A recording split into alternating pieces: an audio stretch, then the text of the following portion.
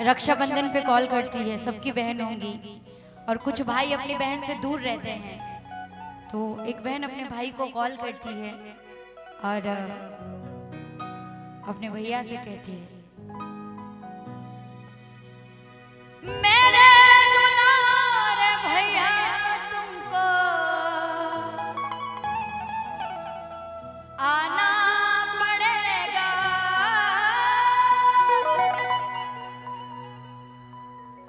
मेरे दुलारे भैया तुमको आना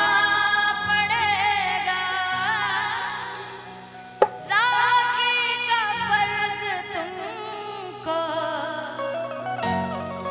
निभाना पड़ेगा, निभाना